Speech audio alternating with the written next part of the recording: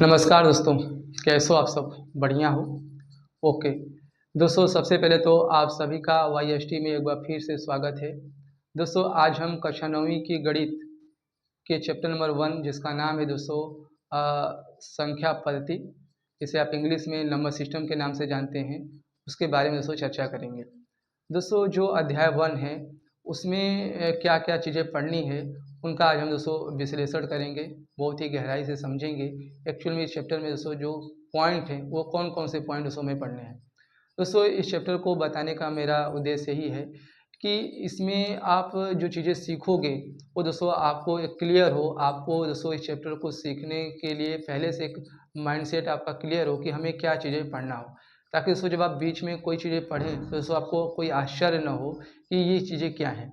इसलिए दोस्तों सबसे ज़रूरी हो जाता है जब हम कोई काम करते हैं या कोई चीज़ सीखते हैं तो ये दोस्तों जानना ज़रूरी हो जाता है कि उसमें क्या-क्या चीज़ें हैं। जैसे मान लीजिए आप कहीं जाते हैं तो दोस्तों जाने से पहले आप क्या करते हैं, ठीक है? आपको दोस्तों वहाँ का मौसम कैसा है, कौन से रास्ते से आप जाओगे, है ना? कौन सी गाड़ी पकड़ोगे, कहाँ रुकोगे, ये सारी चीज़ें आपको दोस्तों पहले ये पता होना चाहिए। तब दोस्तों जाके आपकी जो जर्नी होती है एक सफल जर्नी मानी जाती है। दोस्तों ठीक उसी प्रकार से दोस्तों पढ़ाई में भी हम वो चीज़ लागू करेंगे। हम पहले जानेंगे दोस्तों 1 से लेके जो आपको 12 चैप्टर हैं इसमें दोस्तों टोटल आपके कक्षा 9 की गणित में, उन सभी चैप्टर को दोस्तों पहले हम जानेंगे, उनके मतलब को समझेंगे, फिर दोस्तों उन्हें हम सीखेंगे।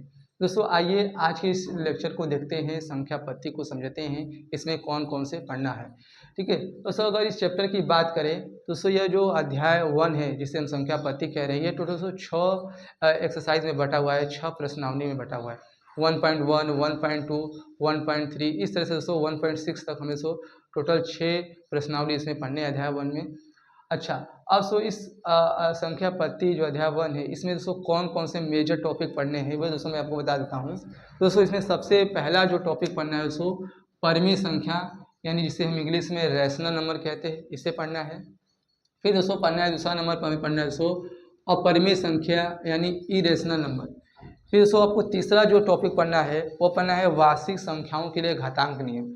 जी हाँ दोस्तों, आप घातांकी नियमों को जानते हैं, ठीक है? आप क्लास 7th 8th में भी आपको घातांकी नियम पढ़ाया गया था, तो हम जानेंगे, ठीक है? ये 3 मेजर टॉपिक पढ़ना है, लेकिन इसके अंतर्गत देखा जाए तो दोस्तों कुछ टॉपिक और पढ़ना है, वो दोस्तों हम करेंगे। बट सो इधर आने से पहले आइए पहले इस जो चैप्टर है अध्याय 1 है जिसके हम संख्या पद्धति बोले, इसका मीनिंग क्या है दोस्तों? तो इसको संख्या पद्धति की दोस्तों बात करें, ठीक है? संख्या पद्धति का दोस्तों क्या अर्थ है, आइए इसे समझते हैं। तो संख्या पद्धति की जब हम बात करते हैं, जैसा कि दोस्तों आप पता होगा कि आज हम अपनी संख्याओं को लिखने के लिए, ठीक है, बहुत सारी चीज़ों का यूज करते हैं। हम विभिन्न प्रकार की संख्याओं को लिखते हैं, जैसे 1 2 3 4 5 इस तरह से दोस्तों हम संख्याओं को लिखते हैं। लेकिन दोस्तों आपको पता होगा उस एक समय ऐसा भी था कि लोगों को लिखने पढ़ने की कोई चीज़ पता नहीं थी, उनको कोई लिपि पता नहीं थी। तो दोस्तों उस समय के लोग इन संख्याओं को लिखने के लिए क्या करते होंगे? तो दोस्तों आप जानते हैं उन समय के लोग जो संख्याओं को लिखने के लिए दोस्तों वे अपने अंगुल का यूज करते थे, अपने हाथों का यूज करते थे, अपनी उंगलियों का यूज किया करते थे। साथ में दोस्तों वे विभिन्न प्रकार की रस्सियों पर गांठ लगाकर दोस्तों अपने चीज़ों का हिसाब किताब किया करते थे। ईंट कंकड़ पत्थरों का यूज किया करते थे। यहाँ तक कि दोस्तों वे पत्थरों पर लकीरें खींचकर, हाँ, यहाँ पे लकड़ियों पर या फिर चिन्ह लगाकर इधर से दोस्तों वे सारी चीज़ों को अपना हिसाब किया करते थे। लेकिन इससे दोस्तों मानव का विकास होता है, वहाँ उनकी बुद्धि विकसित होती है। फिर उन्होंने अपने लिए दोस्तों पढ़ने लिखने की कुछ लिपियाँ खोज की। उन लिपियों की सहायता से दोस्तों आज हम विभिन्न प्रकार की संख्याओं को दोस्तों हम देखते हैं। दोस्तों उस समय के लोगों ने उस समय की जो भी सभ्यताएँ रही होंगी, उन सभ्यताओं के लोगों ने अपनी दोस्तों संख्याओं को लिखने के लिए दोस्तों एक सिस्टम तैयार किया। संख्याओं को लिखने पढ़ने के लिए एक दोस्तों सिस्टम तैयार किया, उसी को दोस्तों हम संख्या पद्धति के नाम से जानते हैं। ये दोस्तों आप समझ चुके होंगे संख्या पद्धति का मतलब क्या है। संख्याओं को लिखने पढ़ने के लिए एक सिस्टम होता है, हाँ, कि कौन सी संख्या कितनी प्रकार की होती है दोस्तों, उन संख्याओं को हमें दोस्तों कैसे पढ़ना होता है, कौन-कौन सी संख्या होती है, ये दोस्तों हम संख्या पद्धति में हम सीखते हैं। तो संख्या पद्धति दोस्तों एक प्रकार का विभिन्न प्रकार की संख्याओं के अध्ययन करने का दोस्तों क्या एक सिस्टम है, इसे हम संख्या पद्धति कह रहे हैं। अब दोस्तों संख्या पद्धति में अब दोस्तों अगर संख्या शब्द का मतलब समझो कि संख्या का क्या मतलब है। दोस्तों संख्या का मतलब समझो, संख्या का दोस्तों मतलब होता है कि कोई वस्तुएं कितनी है ना? जिससे हमें पता चलता है भाई कोई चीज़ कितनी है, इसके द्वारा दोस्तों हमें पता चलता है, वही दोस्तों संख्या है। जैसे मैं आपसे पूछूँ दोस्तों, आपके क्लास में कितने बच्चे हैं, तो दोस्तों आप बताओगे ना बच्चों की संख्या, बच्चों की चीज़ें बताओगे ना, बताओगे दोस्तों, मान लीजिए आप बताओगे, मान लीजिए बच्चों की संख्या आपकी कक्षा में 120 है, तो 120 दोस्तों आपकी क्या है, एक संख्या है, ठीक है। तो हमें दोस्तों बच्चों की जानकारी किसके द्वारा मिली, 120 के द्वारा, तो 120 दोस्तों एक प्रकार की क्या है, संख्या है। इसी प्रकार दोस्तों मैं पूछूं, मान लीजिए मैं दोस्तों आपके पास कितने रुपए, आपने बोल दिया कि भाई मेरे पास 1320 रुपये हैं, तो दोस्तों जो 1320 है ना, ठीक है, जो हमें रुपयों की जानकारी मिली ना, ठीक है, तो वही मैं कह रहा हूँ कि भाई कोई चीज़ कितनी है जिसके द्वारा यह पता चलता है हमें, वही क्या है, संख्या है। तो पैसों या रुपयों की जानकारी दोस्तों आपको इसके द्वारा मिला, ठीक है, तो यही दोस्तों हमें क्या है, संख्या है।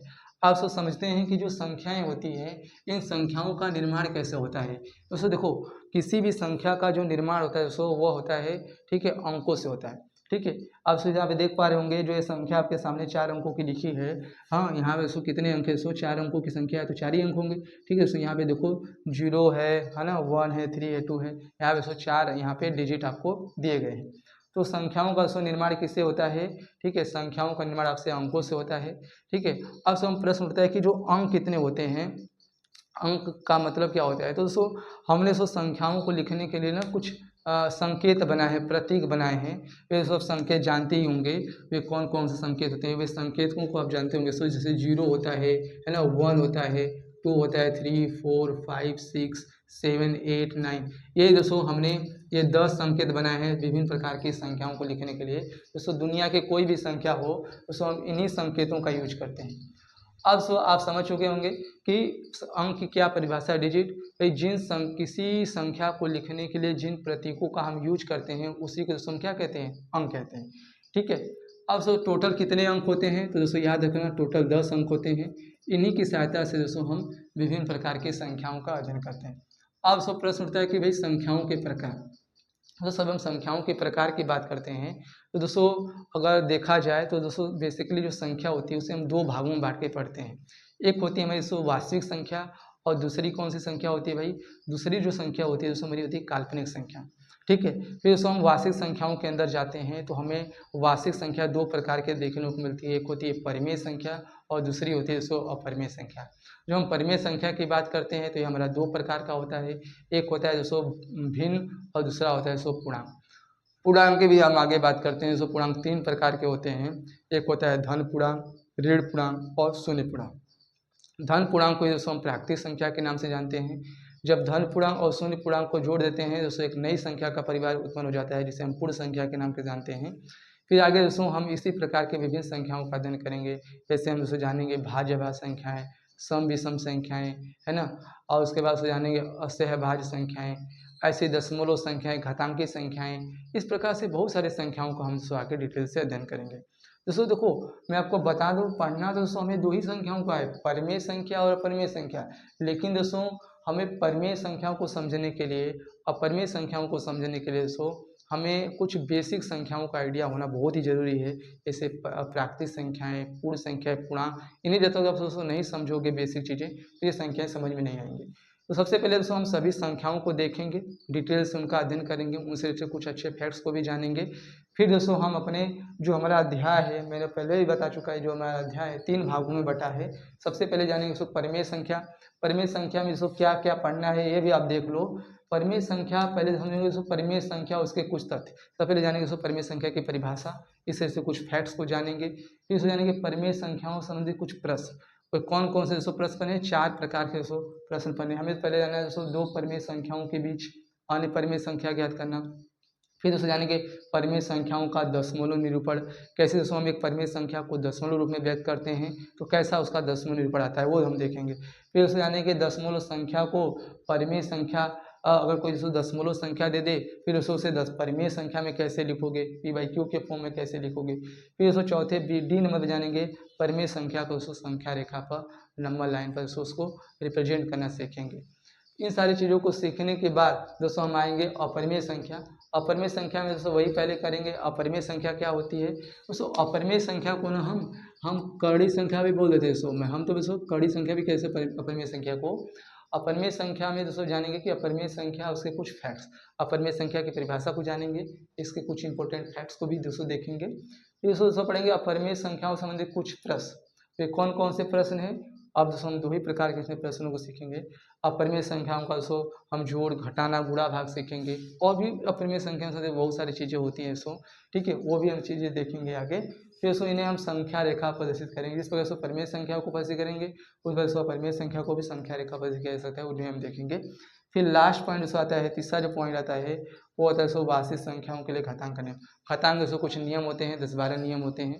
इन घातांक के नियम को जानकर दोस्तों हम वास्तविक संख्याओं के से रिलेटेड वास्तविक संख्याओं के इन दोस्तों उन्हीं नियमों को दोस्तों वास्तविक संख्याओं को अप्लाई करके दोस्तों वास्तविक संख्याओं के इन्हीं घातांकों के नियमों का यूज करके दोस्तों हम बहुत सारे प्रश्नों को सॉल्व करेंगे, प्रैक्टिस करेंगे। तो दोस्तों आज के लिए दोस्तों आज का दोस्तों हमारा ये लेक्चर रहा आपके सामने, ठीक है। संख्या पद्धति का कैसा लगा दोस्तों ये लेक्चर? दोस्तों अच्छा लगा हो तो जरूर से इसे लाइक देना। चैनल पर दोस्तों नए हो तो सब्सक्राइब करके दोस्तों चैनल से जुड़ जाना। मैथ के जर्नी में दोस्तों हमेशा जुड़ कर अपनी मैथ को सीख सकते हैं और भी दोस्तों स्ट्रॉन्ग बना सकते हैं, क्योंकि दोस्तों मैं एक नए अप्रोच के साथ दोस्तों आपको मैथ यहाँ पे सिखाने वाला हूँ, ठीक है दोस्तों। हमारा उद्देश्य नहीं होगा, ठीक है, केवल पाठ कवर करना। हमारा दोस्तों उद्देश्य होगा कि मैं आपको कुछ सिखाऊँ, कुछ नया दोस्तों सिखाऊँ, ठीक है, कुछ अच्छा सिखाऊँ, ताकि दोस्तों आप स्कूल और आगे दोस्तों जो आप कॉम्पिटिटिव एग्जाम देते हो, ठीक है, कोई तो उसमें भी दोस्तों आप सफल होकर आगे निकलें। दोस्तों मेरा उद्देश्य यही रहेगा, इसलिए दोस्तों आपने दोस्तों एक जाना, एक दोस्तों आपको इस चैप्टर को लेकर तो माइंडसेट बन ही गया होगा, ठीक है, कि संख्या पद्धति का मतलब क्या है। मैंने आपको दोस्तों एक बार रिकवर करा देता हूँ। संख्या पद्धति का मतलब दोस्तों होता है कि लोगों ने दोस्तों संख्याओं को लिखने पढ़ने का एक सिस्टम बनाया, उसी को दोस्तों हम संख्या पद्धति कहते हैं, ठीक है। और में दोस्तों विभिन्न प्रकार की संख्याओं का अध्ययन करते हैं, और संख्या का मतलब आपको बताया दे भाई कोई चीज़ कितनी है, इसके द्वारा हमें जानकारी मिलती है, वही दोस्तों संख्या होती है ना। फिर दोस्तों संख्या का निर्माण कैसा होता है, मैंने बताया दोस्तों संख्या उनमें अंकों से होता है, कुल 10 अंक होते हैं, कुल 10 संकेत हमने बनाए। फिर दोस्तों मैंने संख्या के प्रकार, संख्याओं के विभिन्न प्रकार होते हैं, इनमें दोस्तों हमें 2 इंपॉर्टेंट संख्याओं को पढ़ना है, लेकिन उसे समझने के लिए और भी ज़्यादा संख्याओं को जानना जरूरी है, तो वो भी हम देखेंगे। फिर दोस्तों जो हमें मेजर टॉपिक जो पढ़ना है हमने बता ही दिया, परिमेय संख्या, उससे संबंधित कुछ प्रश्न पढ़ना है, और परिमेय संख्या क्या होती है उससे संबंधित कुछ प्रश्न पढ़ना है। फिर दोस्तों हम वास्तविक संख्याओं का घातांक नियम सीख के दोस्तों इस चैप्टर को फिनिश करेंगे। फिर दोस्तों नेक्स्ट चैप्टर हमारा आएगा बहुपद। बहुपद को दोस्तों हम वहाँ पे भी नहीं सीखेंगे, बहुपद के बारे में जानेंगे, बहुपद क्या होता है, इस चैप्टर में क्या क्या पढ़ने हैं। दोस्तों मेरा उद्देश्य ये भी है ना कि जैसे कि मान लीजिए आप तो कहीं भी पढ़ रहे होंगे, कहीं भी कोचिंग कर रहे हो, किसी भी स्कूल में पढ़ रहे होंगे, दोस्तों वहाँ पे जब सीखोगे ना तो आपको वहाँ पे क्लियर हो कि जो भी चैप्टर आप सीखो ना, कहीं भी किसी से सीखो, कहीं भी सीखो, तो आपके अंदर एक क्लियरिटी होनी चाहिए कि भाई क्या क्या पढ़ना है, उस चैप्टर का क्या मतलब है, ठीक है। तो आपको उससे एक होता है ना भाई नया चैप्टर है, आपको उससे एक जिज्ञासा होती है कि भाई क्या सीखना है, क्या रहेगा आगे, आएगा कि नहीं आएगा। तो दोस्तों पहले से आपको चीज़ें पता होंगी तो आप कहीं भी सीखेंगे ना एक बार बैठ करके, तो चीज़ें आपको दोस्तों, ठीक है, घबराएंगे नहीं, आपको ये चीज़ें क्लियर रहेंगे। दोस्तों आज के लिए बस इतना ही दोस्तों, मिलते हैं आपसे नेक्स्ट वीडियो में।